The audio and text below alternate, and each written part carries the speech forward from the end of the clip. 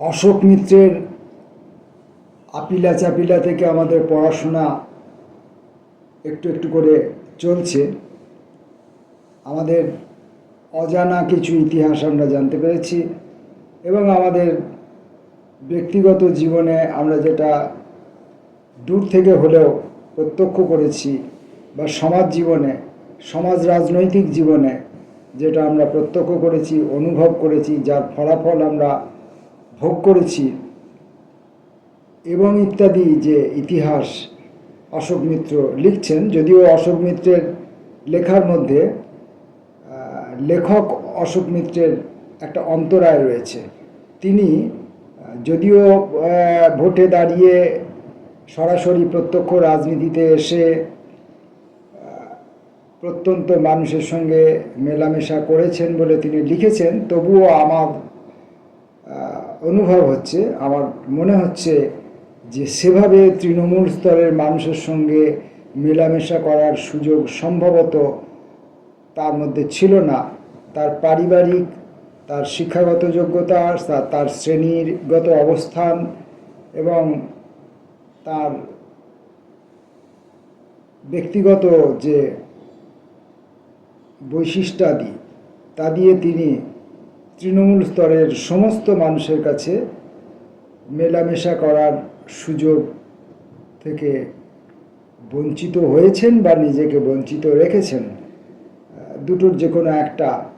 তার পক্ষে এটা সম্ভব ছিল না যে গ্রাসরুট লেভেলের সমস্ত মানুষ সম্পর্কে অভিজ্ঞতা অর্জন করা। যতটুকু পেরেছিলেন তিনি ওই নির্বাচন সংক্রান্ত কাজে এসে, সেটুকু তিনি উল্লেখ করেছেন।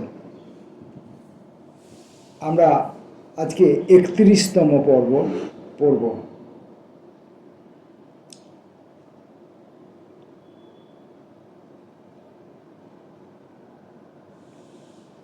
তবে সে বিষয়ক কাহিনী তো পরের বৃত্তান্ত।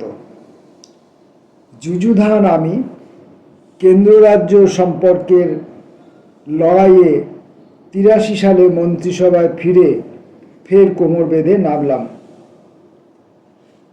অন্তর্বর্তী সময়ে আমাদের মনোভাব সম্পন্ন রাজ্যগুলির যুগপৎ সংখ্যা ও শক্তি বেড়েছে। কেরলে বাম গণতান্ত্রিক জোটের মুখ্যমন্ত্রী কমরেড নায়নার, কর্ণাটকে জনতা দলের সরকার মুখ্যমন্ত্রী রামকৃষ্ণ হেগড়ে, অন্ধ্রপ্রদেশে মুখ্যমন্ত্রী বিপুল সমর্থন পেয়ে সদ্য নির্বাচিত তেলেগু দেশমের এনটি রামরাও, তামিলনাড়ুতে পালা করে হয় এমজি রামচন্দ্রন না হয় এমকে করুণানিধি মুখ্যমন্ত্রী। কিন্তু কেন্দ্র রাজ্য সম্পর্কের ব্যাপারে দুতরফই আমাদের সমর্থন জ্ঞাপন করতে উদ্গ্রীব।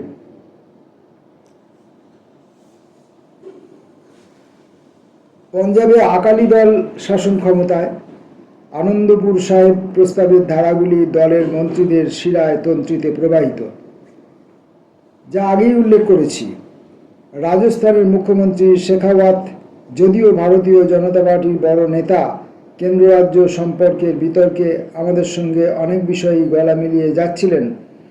যতক্ষণ রাজনৈতিক প্রশ্নাবলী যেমন 356 ধারার প্রসঙ্গ আসছে না, স্রেফ রাজস্ব বৃদ্ধি সংক্রান্ত আলোচনা, এমনকি কংগ্রেস শাসিত রাজ্যগুলিও আমাদের সঙ্গে তাল মেলাতে তেমন অনাগ্রহী নয়।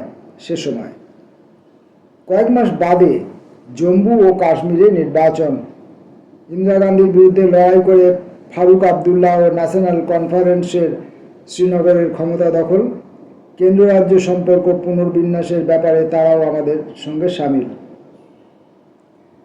প্রায় ধর্মযুদ্ধ। সময় করে বিভিন্ন রাজ্য ঘুরে মুখ্যমন্ত্রীদের সঙ্গে মাঝে মধ্যে বিতর্ক যুদ্ধের কলাকৌশল আলোচনা করতে যেতাম।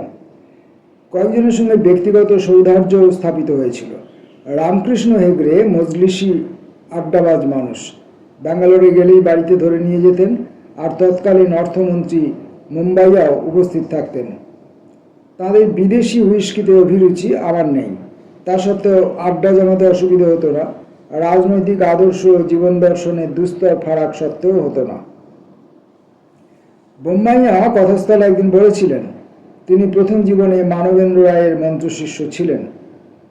এমন কথা আমাকে বলেছিলেন উত্তরপ্রদেশের একদা পরিকল্পনা মন্ত্রী ব্রহ্মদত্ত। আর বলেছিলেন, কি সর্বনাশ, ভারতীয় জনতা পার্টির তাত্ত্বিক নেতা জগদীশ প্রসাদ মাথুর, টাইমস অফ ইন্ডিয়ার ঘোর প্রতিক্রিয়াশীল সম্পাদক প্রয়াত গিরিলাল জৈন, কোথাকার জল যে কোথায় গিয়ে দাঁড়ায়। হেগড়ের বাড়িতে যাতায়াতের সূত্রে তার স্ত্রী ও কন্যাদের সঙ্গে সামান্য পরিচয়। হেগড়ে পত্নী সারস্বত ব্রাহ্মণ কুলবতী, মেয়েরা আদি অর্থে খাঁটি কসমোপলিটান, কারো স্বামী মালয়ালি, কারো সিন্ধি, কারো বা গুজরাটি। হেগড়ে গৃহে শুধু পান সমারোহ নয়, খাদ্য সম্ভারের উৎকর্ষেরও অকুণ্ঠ প্রশংসা করতে হয়। তবে আলাপ যদিও জমত, ঈষৎ আড়ষ্টতা বোধেও ভুগতাম। ওই সমস্ত রাজ্যের মন্ত্রী তথা মুখ্যমন্ত্রীদের বৈভব অবলোকনে গরিব পশ্চিম বাংলা থেকে আগত আমার চোখ ছানা বড়া, আমার বামপন্থী বিবেক কুঁকড়ে আসত।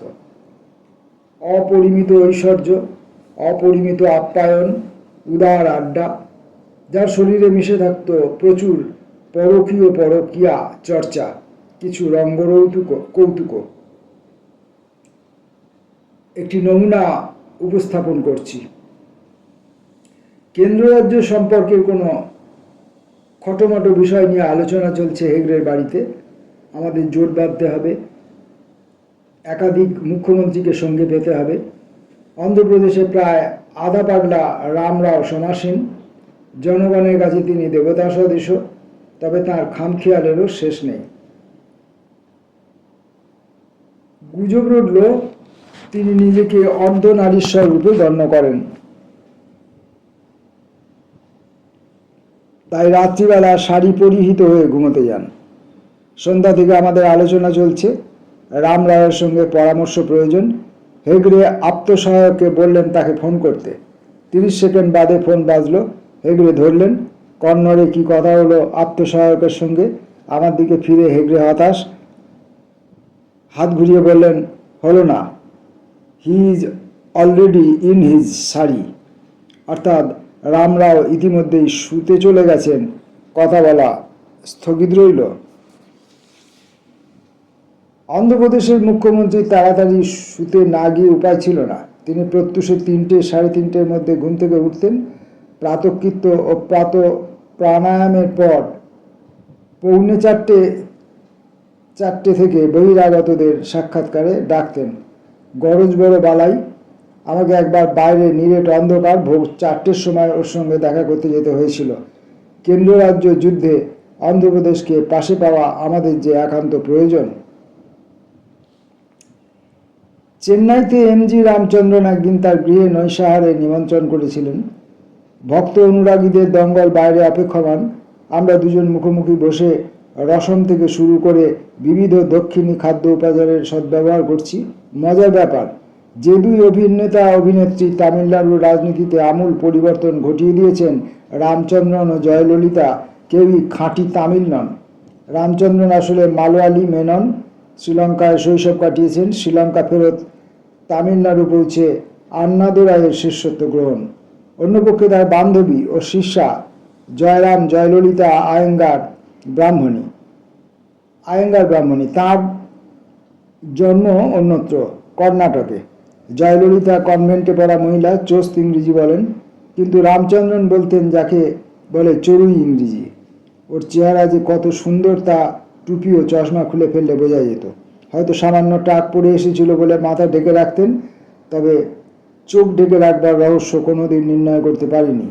যে সন্ধ্যায় আমাকে খেতে বলেছিলেন, অনেক সময় নিয়ে প্রচুর গল্প করলেন, সামান্য আবেগবিহ্বল হয়ে বললেন, দেখো, তোমাদের রাজ্য সম্পর্কে আমার ভীষণ দুর্বলতা। আমি 17 বছর বয়সে ভাগ্যান্বেষণে কলকাতায় ইস্ট ইন্ডিয়া মুভিটোনে যোগ দিয়েছিলাম। বছরে 1-2 করে তামিল ছবি হতো তখন ওখানে। আমি এখনও তার স্মৃতিতে উদ্বেল। কেন্দ্র রাজ্য সম্পর্কে প্রসঙ্গ উঠলে উত্তেজিত হয়ে ভাঙা ইংরেজিতে হতাশক্তি। No use, see dictator doesn't listen in great danger, nation is great danger. Indira Gandhi সম্পর্কে এই কথাগুলি অবশ্য তিনি কিছুতেই বাইরে বলতেন না, অন্য বাধ্যবাধকতা। কিন্তু কোনো আর্থিক সমস্যা নিয়ে কেন্দ্রের সঙ্গে বিসংবাদ ঘটলে আমাদের সঙ্গে গলা মেলাতে আপত্তি ছিল না রামচন্দ্রনের। আকালি দলের সুরজিৎ সিং বার্নালার সঙ্গে ৭৭ সাল থেকে আলাপ, অথচ তিনি কেন্দ্রীয় কৃষিমন্ত্রী, অত্যন্ত অমায়িক মানুষ। এবার কি প্রসঙ্গে কেন্দ্রীয় অর্থমন্ত্রী এইচ.এম. প্যাটেলের ঘরে বৈঠক ছিল। আমি সুরজিৎ সিংয়ের পাশে বসা, তাকে বললাম কৃষি মন্ত্রকের সঙ্গে আমার একটি বিষয় নিয়ে আলোচনা প্রয়োজন। তিনি আহ্বান জানালেন অর্থমন্ত্রীর ঘরের বৈঠক শেষ হলে তার সঙ্গে সোজা কৃষি ভবনে যেতে। তখনই কথা বলে নেওয়া যাবে।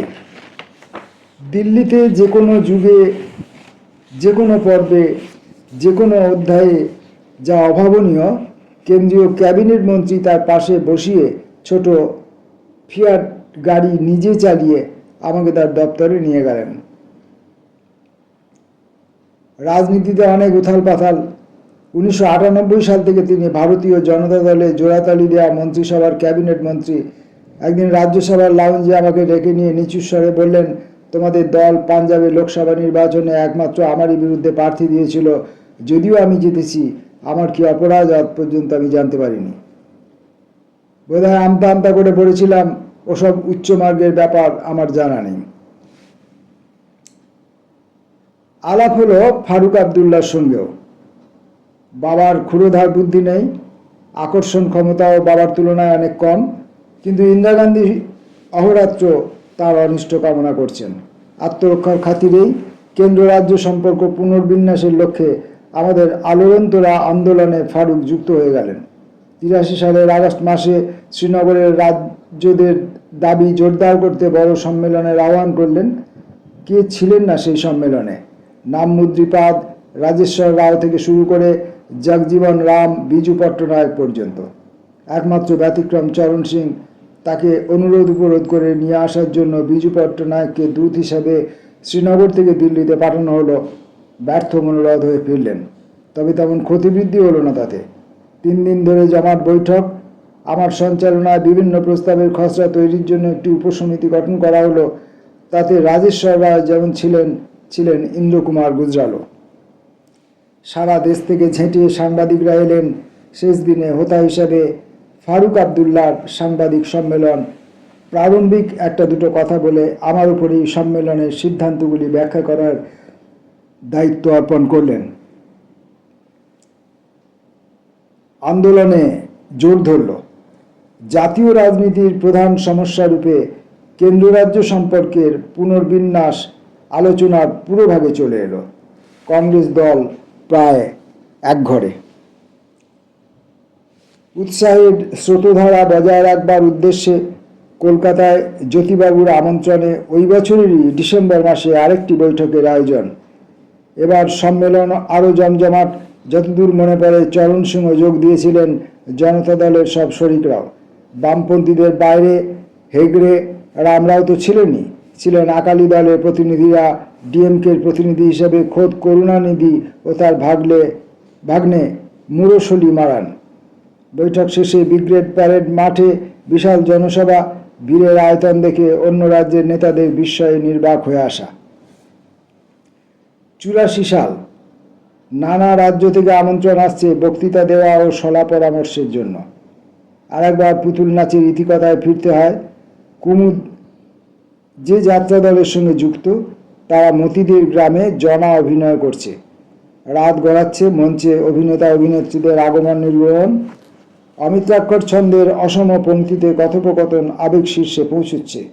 মতি উত্তেজনায় কাঁপছে। মতির মুখ দিয়ে মানিকবাবুর সুনীত বক্তব্য, জমিবে, পালা জমিবে। আমরাও তখন বলতে পারতাম, কেন্দ্র রাজ্য সম্পর্কের পালা খাসা জমে গেছে, আরও জমবে।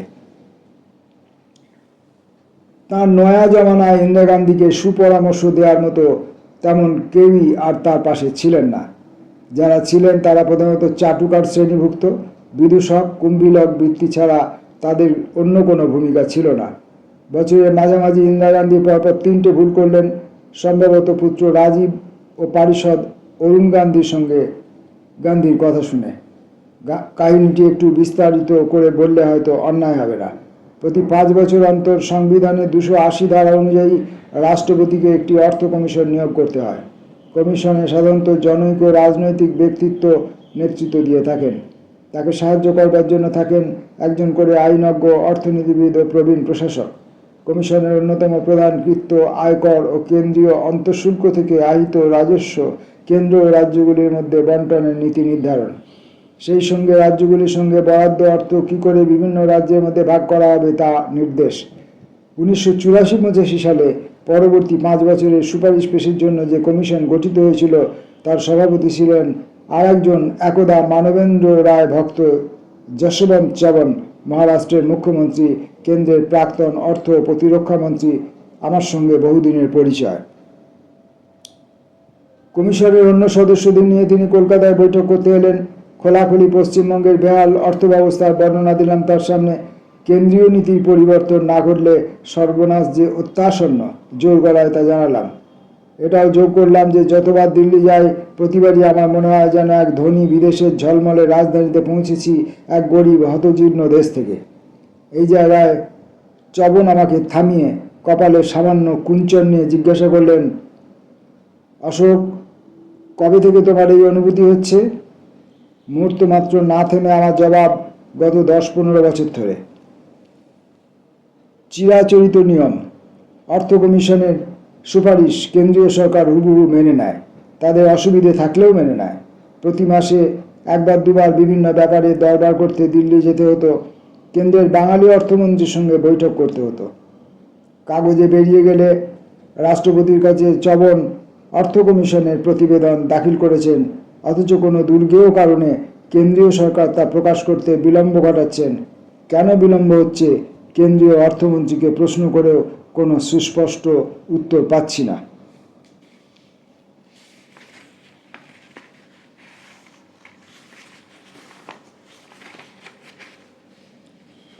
কমিশনের সুপারিশ কুজ্ঝটিকার আড়ালে।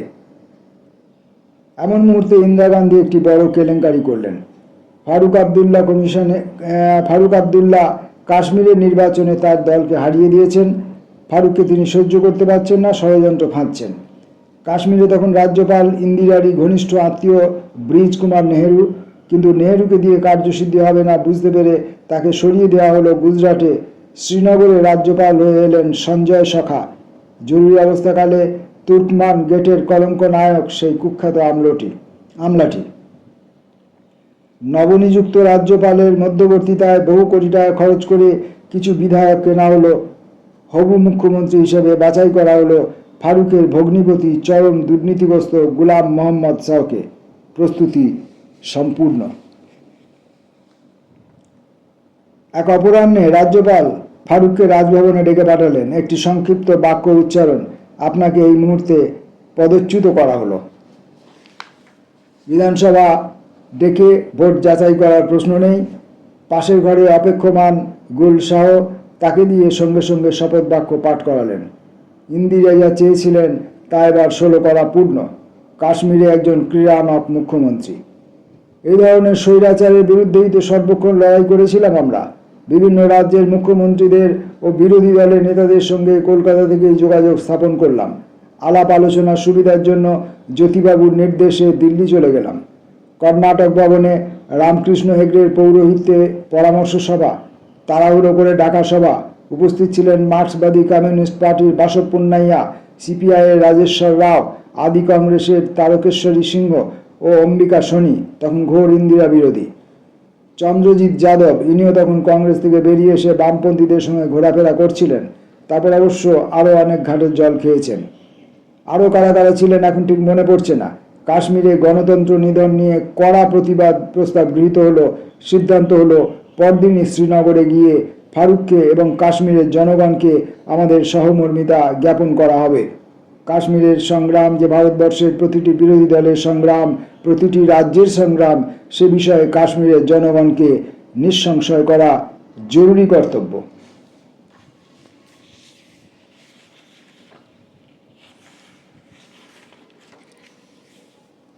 একত্রিশতম পর্বের পড়া আমরা এইটুকু পর্যন্ত রেখে আজকে থামতে বাধ্য হচ্ছি, কারণ বাকিটা প্রায় সমপরিমাণ অংশ আছে, যেটা পাঠ করলে অনেকটা সময় লেগে যাবে। অনেকটা সময় লেগে গেলে ভিডিওটা বড় হয়ে যাবে। এইটুকু ভিডিওই তথাপি আমি দেখেছি যে আমার বন্ধুবান্ধবরা 1 মিনিট 2 মিনিটের বেশি কেউ শোনেন না। কিন্তু আমি জানি যে আমাদের পরবর্তী যে প্রজন্মগুলি, আমরা 1960-এর দশকের লোক আমরা, তো তারপর থেকে এই যে আরও 5-6টা দশক, এই 5-6টা দশকের মধ্যে অন্তত 4টে দশকের লোকজন যারা এখন প্রাপ্তবয়স্ক, যারা যুবক বা মধ্যবয়স্ক, তো সেই সমস্ত মানুষেরা রাজনীতি সম্পর্কে উদাসীন এটা হতেই পারে না। আর রাজনীতি সম্পর্কে উদাসীন থাকা সম্ভবও নয়, কারণ রাজনীতি আমাদের প্রত্যেকের সমাজ জীবন, ব্যক্তি জীবনকে নিয়ন্ত্রণ করে। তাই রাজনীতি সম্পর্কে যখন আমি উদাসীন থাকতে পাচ্ছি না, তখন একটা সুস্থ রাজনীতি এবং একটা লড়াকু রাজনীতি, একটা স্বাবলম্বী হওয়ার রাজনীতি, একটা স্বতন্ত্রতাকে প্রতিস্থাপন করতে চাওয়ার যে রাজনীতি, এই রাজনীতির সঙ্গে পরিচিত হওয়াটা অত্যন্ত জরুরি। কিন্তু আমরা সেটা করছি না। তাই ওই যে 3-4 জন শ্রোতা আমার এই ভিডিওগুলি দেখেন, তারা বড়জোর 1 মিনিট 1.5 মিনিট দেখেন, তাদের ওই ভিউয়ের ডিউরেশন এইটুকু। তো ফলে আমি একটা 40 মিনিট 45 মিনিটের একটা ভিডিও করে লাভ কিছু হবে না, কারণ কারোর কাছেই এই বার্তা, এই খবর, এই ইতিহাস পৌঁছাচ্ছে না বা পৌঁছাবে না। আর পৌঁছানোর জন্য যাবতীয় যা যা প্রযুক্তিগত বা অন্যান্য ব্যবসায়িক পদ্ধতি আছে ইউটিউবের ভেতরে, সেগুলো আমি করতে জানি না, সেগুলো করতে আমি আগ্রহী নই। আমার মেন উদ্দেশ্য হচ্ছে যে আমি এই পড়াশোনাগুলোর মধ্যে থাকবো এবং আমার এই পড়াশোনাগুলো ভিডিও করা রইল। যদি 1জন 2জনও কেউ দেখে, সেটুকুই আমার প্রাপ্তি। পরবর্তীকালে এগুলোকে আমি আবার নিজে শুনতে পারবো, বুঝতে পারবো, বিচার বিশ্লেষণ করতে পারবো। নমস্কার।